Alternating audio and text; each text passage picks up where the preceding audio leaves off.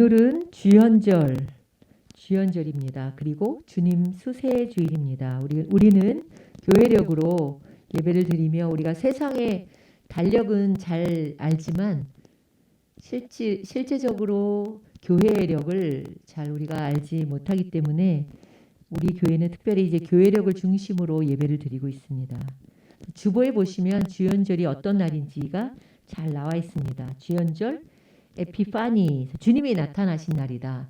서방교회에서는 동방 박사들이 예수님을 처음 이렇게 동방 박사들에게 예수님이 나타나신 날을 주연절로 보고요. 그다음에 또 동방교회인가요? 동방교회는 세례, 주님이 세례 받으신 요단강에서 세례요한에게 세례 받으신 그 날을 주님 수세주일을 그렇게 이제 지키고 있습니다. 주님의 수세주일이면서 오늘은 주연절 후에 첫 번째 주일이죠. 주연절은 전통적으로 1월 6일로 이렇게 지키고 있습니다. 나라마다 조금 다르긴 하지만 그러나 1월 6일로 지키고 있기 때문에 오늘이 주연절 후 첫 번째 주일이고 또 주님의 처음 주님께서 이제 세례를 받으시고 메시아로서의 사역을 시작하는 그 공적인 생애를 시작하시는 것을 기념하는 주님의 수세주일로 지키고 있습니다. 오늘의 말씀은 창세기 1장 1절에서 5절까지의 말씀으로 함께 은혜를 나누려고 합니다. 오늘 우리가 우리 그 크레도 팀이 찬양을 했지만 그의 빛 안에 살면 우리는 다 빛의 자녀입니다. 전에는 어둠의 자식이었죠. 에베소서에 보면 전에는 우리가 어둠이었는데 이제는 주 안에서 빛이다. 그래서 우리는 빛의 자녀답게 살아야 한다. 이런 말씀이 나오고 있습니다. 오늘 창세기 1장 1절을 보면 태초에 하나님이 천지를 창조하시니라 이렇게 시작합니다. 성경 전체의 첫 문장이에요. 태초에 하나님이 천지를 창조하셨다. 원래 어떤 책이든지 첫 문장이 굉장히 중요해요. 그래서 논문 쓸 때도 보면 서론이 맨 마지막에 쓰잖아요. 서론을 맨 마지막에 쓰더라고요. 그래서 이렇게 모든 게 첫 문장이 그 책의 방향을 암시하고 있습니다. 그렇다면 이 성경의 첫 문장, 태초에 하나님이 천지를 창조하시니라 이 첫 문장을 통해서 우리는 하나님께서 이 창조하신 이 세계에 대한 이야기가 펼쳐지겠구나라는 것을 우리가 알 수 있습니다. 여러분, 태초에라는 말은 성경에 한 4-5군데 정도에 나옵니다. 그러나 in the beginning, 태초에라는 말이 창세기 1장 1절과 요한복음 1장 1절에 이렇게 나오는 것을 우리가 볼 수 있습니다. 창세기 1장 1절에 태초에 하나님이 천지를 창조하시니라. 요한복음 1장 1절은 태초에 말씀이 계셨다. 그 말씀은 하나님과 함께 계셨다. 그 말씀은 하나님이셨다. 이렇게 시작합니다. 성도 여러분, 창세기의 태초와 요한복음의 태초가 같을까요? 네, 요한복음의 태초와 창세기의 태초가 같지 않습니다. 창세기의 태초는 하나님께서 하늘과 땅을 처음 만드신 때, 즉 천지를 창조하신 그 시간의 시작점을 의미하는 거예요. 요한복음의 태초는 천지 창조보다 훨씬 더 이전이죠. 우리가 알 수 없는 아주 훨씬 더 이전이죠. 만물의 창조 이전, 즉 창조의 시간보다 훨씬 이전인, 어떻게 생각하면 이 세상의 시간과는 전혀 관련이 없는 초월적인 영혼을 가리키는 거예요. 그걸 시간이라고 이름을 붙일 수 있을지 모르지만 초월적인 영혼, 그때의 태초를 요한복음에서는 이야기하고 있는 거죠. 태초에 하나님이 천지를 창조하셨다. 여기서의 하나님은 엘로힘입니다. 우리가 하나님 그러면 엘이죠. 그래서 무슨 복음성가 그 CCM 가수 중에 뭐 소리엘 또 그 엘이 붙은 게 많지만 엘로힘 그러면 이건 복수예요. 하나님을 복수로 이렇게 말씀하고 있는데 여기서 우리가 알 수 있는 것은 창조 사역을 삼위일체 하나님이 함께 하셨음을 알 수 있습니다. 태초에 하나님이 천지를 창조하시니라 라는 선포는 우리 신앙에 있어서 가장 기초가 되는 그런 말씀입니다. 하나님이 창조주 하나님이시다. 이것을 믿고 고백하는 자에게 이제 드디어 믿음의 세계가 열리는 거예요. 하나님이 이 온 세계 만물을 창조하셨구나. 이것을 믿고 고백하는 자에게 이제 믿음의 세계가 열리게 되는 것이죠. 그래서 창세기에 보면은 이 창세기의 1장, 뭐 2장 이렇게 나오는 것을 가지고 과학적으로 뭐 논리적으로 분석하고 하다 보면 우리가 잘못 해석하는 오류에 빠질 수도 있습니다. 왜냐하면요, 인간의 머리나 지식이나 과학으로는 우리가 하나님을 어떻게 다 우리가 계산해서 알 수 있겠습니까? 그래서 성경은 무엇보다도 우리에게 구원의 길, 생명의 길을 인도하시는 창조주 하나님의 약속의 책으로 우리가 믿어야 하는 것이죠. 집도요, 우리가 들어갈 때 담을 띄어 들어갈 수 있어요. 물론 열쇠가 없을 때 뭐 간혹 옛날에 살다 보면 제 아파트니까 안 그렇지만 담 넘어서 들어오기도 하지만 사실 집도 문을 열어야지 들어갈 수 있듯이 하나님께서 태초에 천지를 창조하셨다는 그 신앙의 고백이 없이는 절대로 그 문이 열리지 않아요. 그 믿음의 문이 열리지 않는 거죠. 이 문을 우리가 열고 들어가야 우리의 인생의 길이 보이고 창조주이신 하나님이 보이는 거예요. 그리고 그분의 나는 뭐예요? 그는 토기장이 나는 진흙. 나를 만드신 그 하나님, 그 하나님이 보이는 것이죠. 하나님이 나의 창조주이고 이 세상 온 우주 만물의 창조주이심을 믿습니까, 여러분? 그 믿음으로부터 우리가 시작되는 거죠. 그래서 우리가 사도신경도 제일 먼저 사도신경에서 고백하는 게 뭐예요? 나는 전능하신, 갑자기 세 번이 오네. 나는 뭐죠? 천지를 지으신 하나님 아버지를 믿습니다. 저 제일 먼저의 고백이 그거잖아요. 창조주 하나님을 믿습니다라부터 고백하는 거예요. 그래서 바울은요, 로마서 1장에 보면 창세로부터 그의 보이지 아니하는 것들, 곧 그의 영원하신 능력과 신성이 그 만드신 만물에 분명히 보여 알게 된다. 그러니까 우리가 이 창조주 하나님의 이 온 세계 속에, 그 속에 모든 피조물들 속에서 우리가 그 하나님의 손길을, 그 만드신 만물 속에 들어있는 하나님의 손길을 보지 않으면 우리가 뭐예요? 이 신앙의 고백, 이 어떤 믿음의 문을 열고 들어갈 수가 없는 거죠. 자연의 아름다움을 보면서, 저 눈을 보면서, 또 계절의 변화를 보면서, 아이들의 자라는 모습을 보면서 우리는 또 우리가 살아 숨쉬는 것, 이것 속에서 하나님의 창조, 그리고 경륜, 하나님의 사랑을 느끼게 되는 것이죠. 그래서 영국의 물리학자인 아이작 뉴턴은 이렇게 말해요. 뉴턴. 나는 엄지손가락 하나만으로도 하나님을 본다는 거예요. 우리가 작은 것 하나, 이 작은 꽃 하나, 이것을 보면서도 우리가 이 속에서 하나님을 볼 수 있어야 되는 것이죠. 하나님은 우리를, 그 창조주 하나님은 우리, 또 이런 꽃과 모든 동물, 이 모든 우주 만물을 만드셨고 맨 마지막에 우리 인간을 만드셨잖아요. 누구보다 그러니 만드신 그분이 나를 더 잘 아시지 않겠습니까? 미국의 디트로이트 그 시는요, 자동차 공장들이, 세 개의 자동차 공장들이 이렇게 몰려 있는 곳이라고 합니다. 어느 겨울날 시외에 살고 있는 유명한 정비사가 아침에 출근을 하는데 자동차가 고장이 난 거예요. 그래서 차를 길 옆에 세워놓고 고장의 원인을 찾기 위해서 열심히 차를 들여다보고 있었습니다. 그때 지나가던 그 세단차가 지나가다가 딱 멈춰서더니 노신사가 한 분이 딱 차에서 내려가지고 내가 뭘 좀 도와드릴까요? 이렇게 말을 건네는 것이었습니다. 이 정비사는 속으로, 아니 내가 디트로이트에서 가장 유명한 정비사 중에 하나인데 내가 못 고치는 차를 저 노인이 고치겠다고, 이렇게 생각하면서 노신사를 쳐다본 거예요. 노신사는 차에 몇 군데를 이렇게 만져보더니 시동을 켜보라고 했습니다. 시동을 켜보니까 정말 별 기대감 없이 시동을 켜는 순간 깜짝 놀라고 마른 거예요. 시동이 쉽게 걸린 거예요. 도대체 저 노신사가 누구지? 나도 고칠 수 없었던 차를 손쉽게 고칠 수 있다니. 궁금해하는 그에게 노신사는 명함 한 장을 주고 떠나버렸습니다. 근데 그 명함에는 놀랍게도 헨리 포드라고 적혀 있었죠. 바로 그가 그 포드 자동차를 만든 사람이었던 것입니다.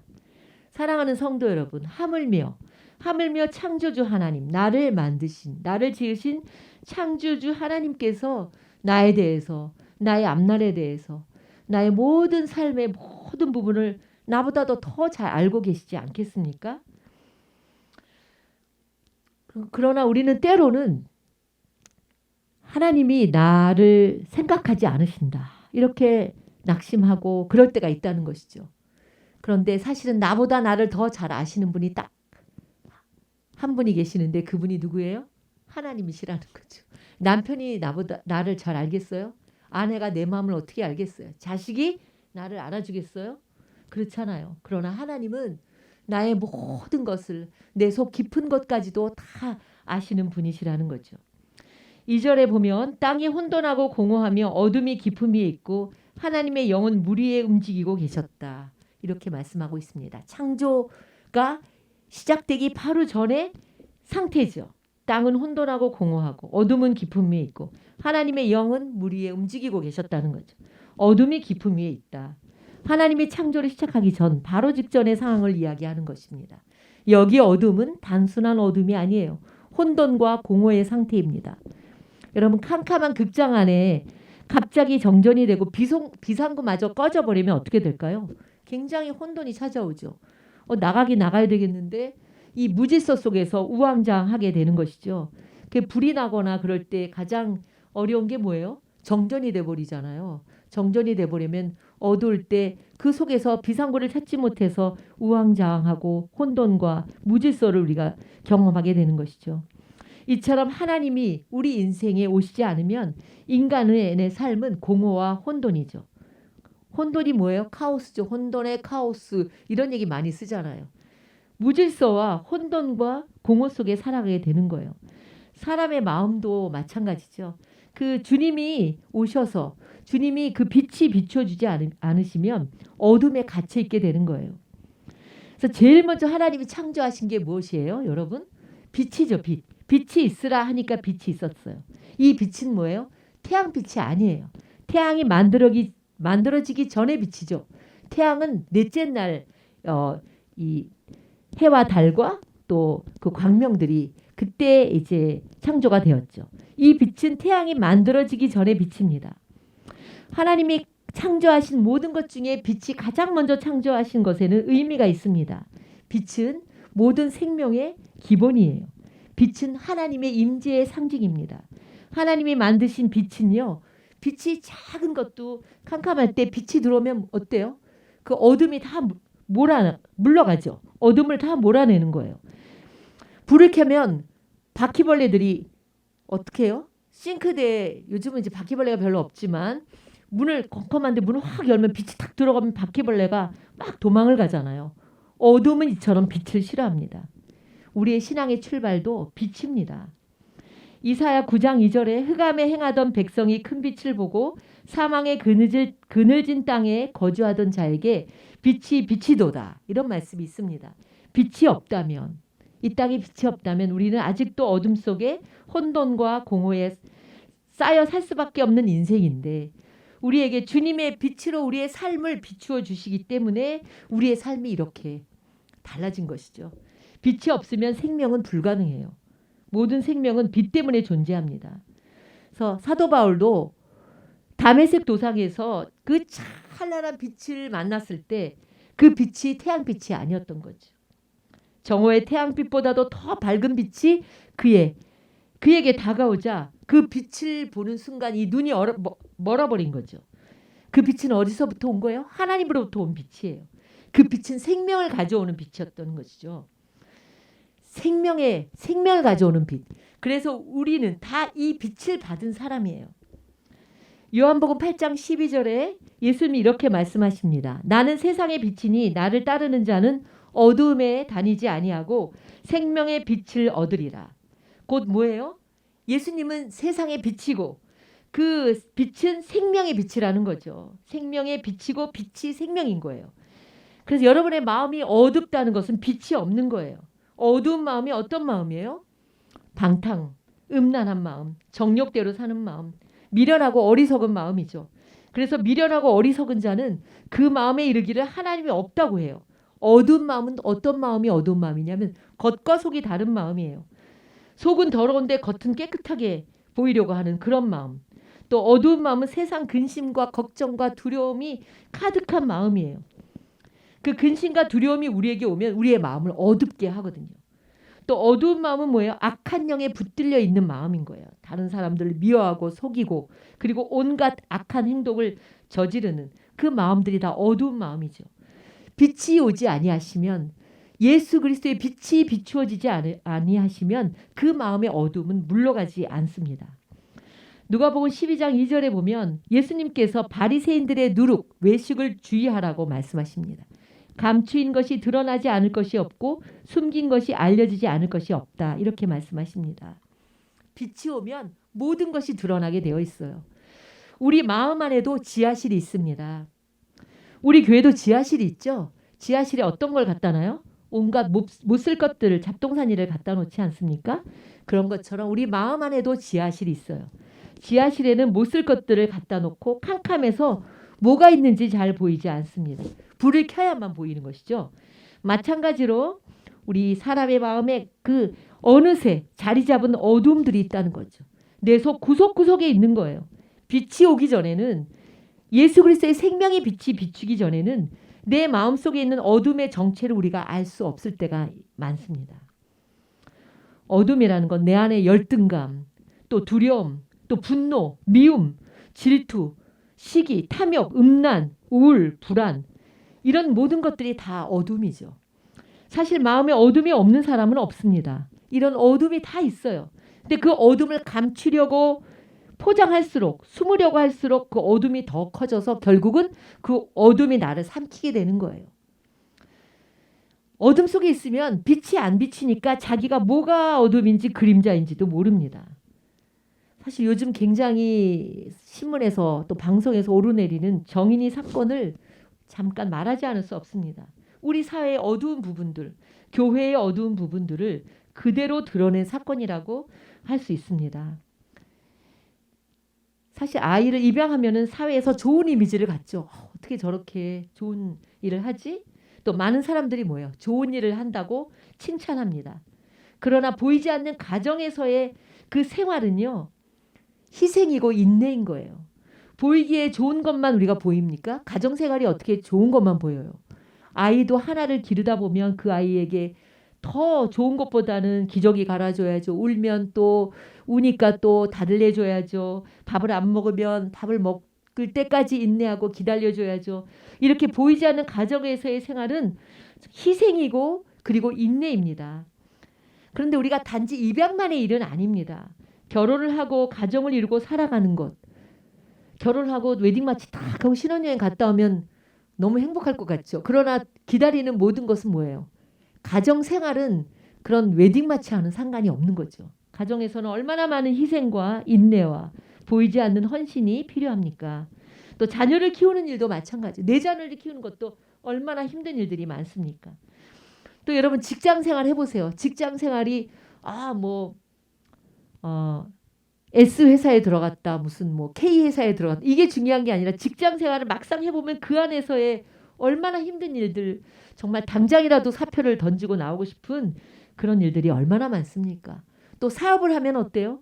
여기 가서도 또 굽실굽실 해야 되고 여기 가서도 또 잘해야 되고 뭐 이런 것들, 보이지 않는 훨씬 더 힘든 일들과 싸워야 하는 것이죠.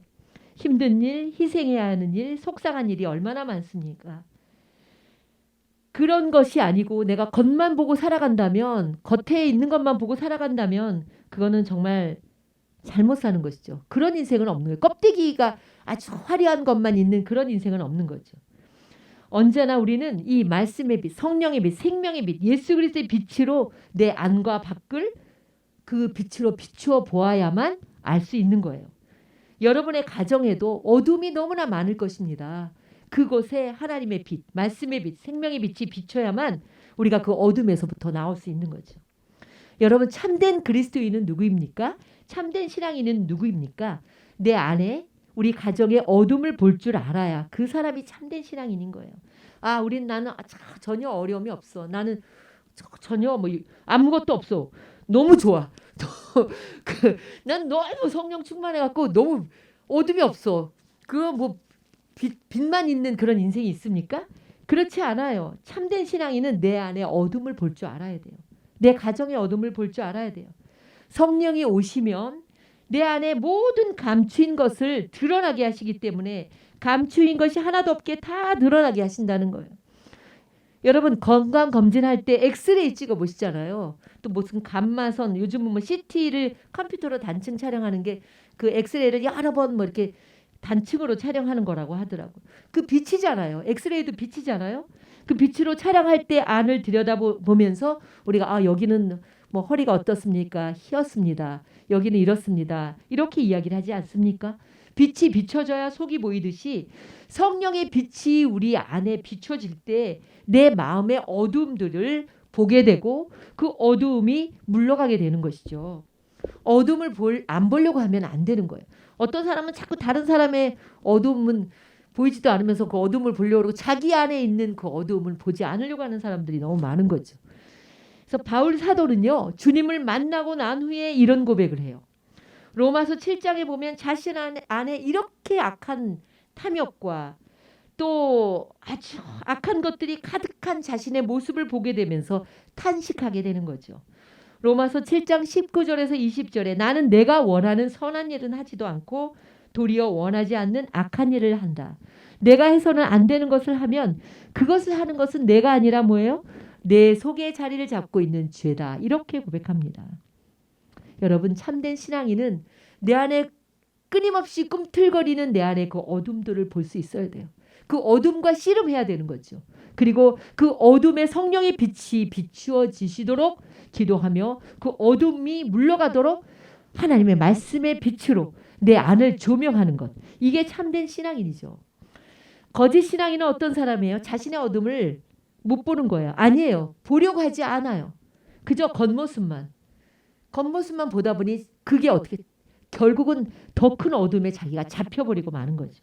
자신은 의롭다고 생각하는 거예요. 마치 바리새인처럼. 다른 사람의 모습을 보면서 판단해요.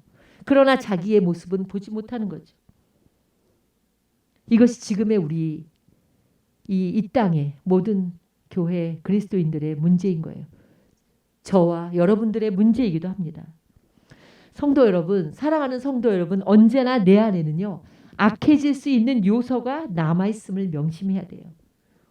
우리는 죄인이에요. 우리는 근본이 죄인입니다. 그러나 하나님의 긍휼하심으로 예수 그리스도의 보혈의 은총으로 용서받은 죄인이며 의인인 것을 언제나 생각하고 살아가야 합니다. 그렇다면 어떻게 해야 우리가 이 어둠에서 빛으로 빠져나올 수 있겠습니까? 아까 우리가 짐 얘기를 했지만 우리가 빛을 향해서 내 마음의 문을 열어야 돼요. 빛이 누구예요? 바로 예수 그리스도죠. 나는 세상의 빛이다. 생명의 빛이다. 이렇게 말씀하셨습니다. 예수님이 우리에게 오셔서 내 마음의 문을 두드릴 때 마음을 활짝 열어야 되는 거예요. 이전에 전도를 가거나 신방을 해보면 이렇게 문을 반밖에 안 여는 사람이 있어요. 이렇게 문을 이렇게 탁 열고 반은 이렇게 열고 있잖아요. 거리를 이렇게 걸고 거기서 이제 하실 말씀 해라. 이러는 분들이 간혹 옛날에 신방을 가보면 들어오지 못하게 하는 거죠. 반만 이렇게 문을 열어놓고 그런 간혹 있더라고요. 또 전도를 하거나 또 신방을 가보면 문을 아예 열어주지 않는 그런 사람들도 있습니다. 예수님에게도 우리도 마찬가지예요. 우리가 신앙생활을 한다고 하면서도 내 마음의 문을 반만 여는 사람이 있어요. 요만큼만. 그리고 들어오지 못하시는 거예요. 예수님 들어오지 못하게 반만 여는 그런 사람도 있어요. 어떤 사람은 그냥 문을 닫아요. 마음의 문을 닫고 그냥 밖에서 이야기하세요. 이렇게 얘기하는 사람들도 있다는 것이죠. 활짝 문을 열어야 돼요. 여러분. 올해에는 여러분이 여러분의 마음문을 활짝 열고 주님 내게 오시옵소서. 나에게 그 밝은 성령의 빛을 비춰주시고 우리 가정에 이 어둠들이 물러가도록 하나님 성령님께서 우리 가정에 오시옵소서. 이렇게 기도해야 합니다. 그래야 우리 안에 어둠들이 물러가는 거죠. 절대로 어둠들은 곳곳에 이렇게 숨어 있습니다. 물러가지 않습니다. 아직도 우리 안에 감추인 어둠들이 많이 있습니까? 그것은 바로 내가 마음을 활짝 열지 않기 때문이에요. 내 가정의 문을 활짝 열어야 어둠들이 물러가는 거예요.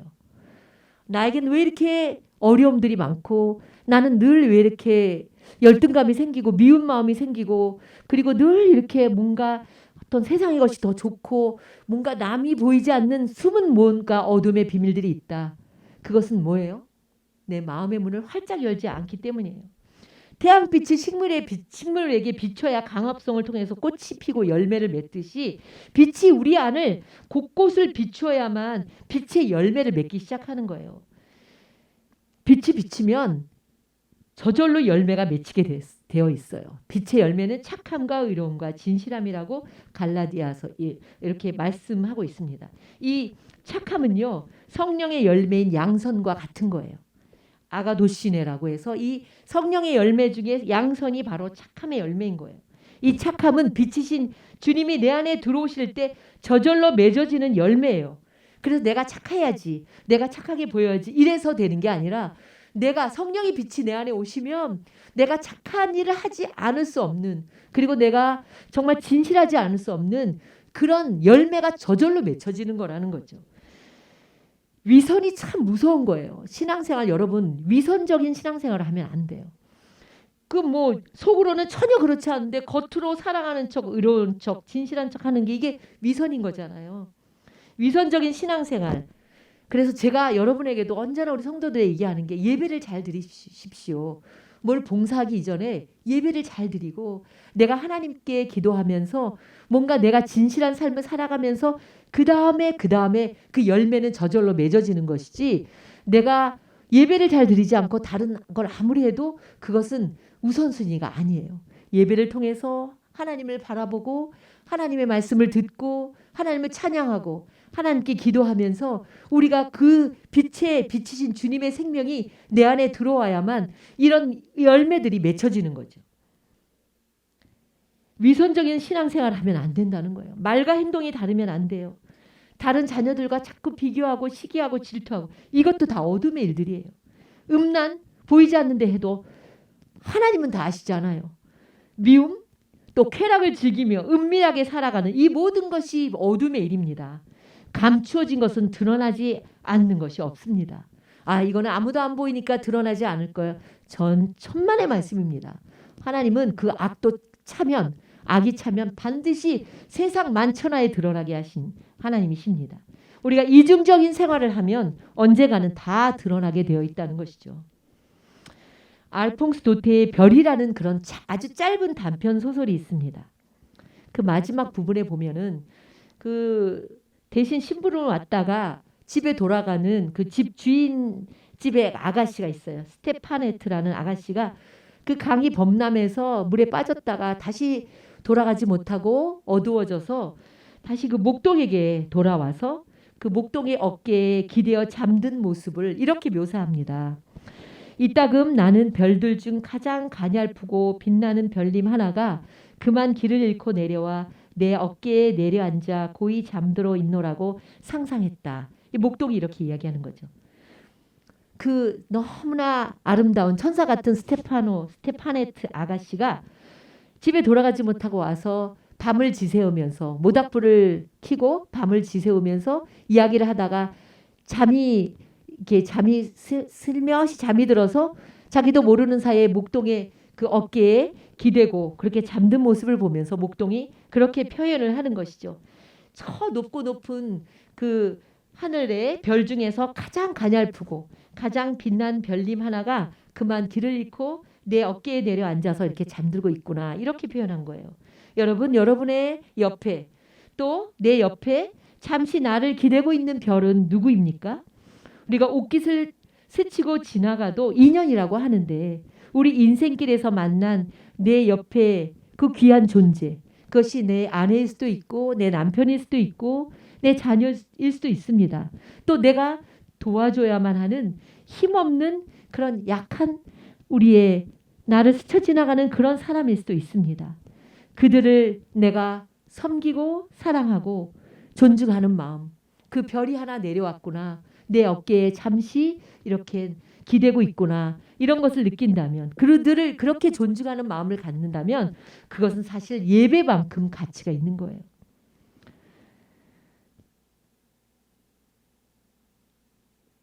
지금 정인이의 사건을 보면서 많은 사람들이 뭐 정인이에게 미안해라고 이런 뭐 여러 가지의 그런 이야기를 하지만 사실 우리 주변에도 또 우리의 이웃에도 또 나에게 스쳐 지나가는 이 별과 같은 사람들이 얼마나 많이 있겠습니까?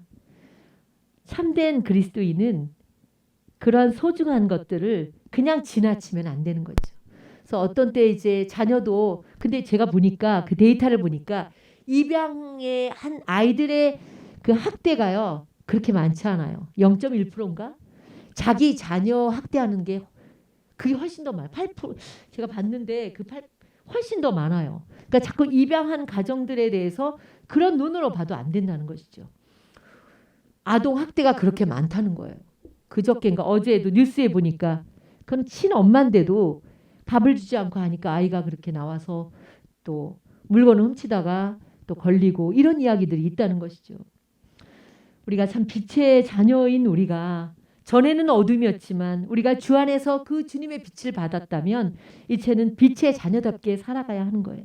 이 알퐁스 도테의 이 별이라는 그 소설의 그 목동이 이야기한 것처럼 언제나 누가 나에게 다가오는 그 약한 그리고 뭔가 도움을 원하는 그런 힘없는 사람이 올 때 아, 하나님께서 나에게 저 하늘에서 별을 나에게 잠시 보내주셨구나.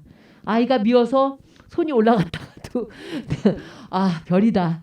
그렇게 생각하고 또 그 아이를 잘 이렇게 격려하고 용서할 수 있는 그런 우리의 마음이 있어야 된다는 것이죠. 왜 그럴까요? 우리는 빛의 자녀잖아요. 전에는 어둠이었지만 우리가 지금 우리의 삶은 빛의 자녀예요. 빛의 자녀답게 살아야죠. 가정에서도 늘 원수처럼 살고 또 우리가 만나는 모든 사람들을 대할 때 우리가 그 사람들을 사랑하지 못하고 산다면 우리는 하나님의 그 성령의 빛을 받은 하나님의 자녀라고 할 수는 없는 거죠. 에베소서 4장 32절에 서로 친절히 대하며 불쌍히 여기며 하나님께서 그리스도 안에서 여러분을 용서하신 것과 같이 서로 용서하십시오.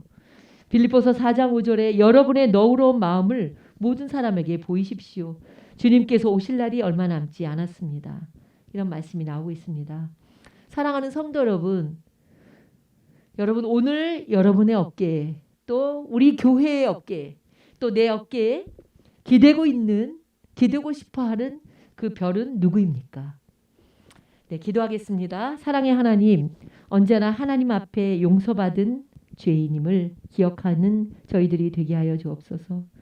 수없이 만나고 헤어지는 인생의 길에서 나의 손길이, 나의 행동이, 나의 말 한마디가 생명을 살릴 수도 있고 죽일 수도 있음을 기억하게 하여 주옵소서. 어두운 이 세상 속에서 오늘도 주님의 빛을 받은 우리가 그 빛을 비추이는 삶을 살게 하여 주옵소서. 예수님의 이름으로 기도드립니다. 아멘.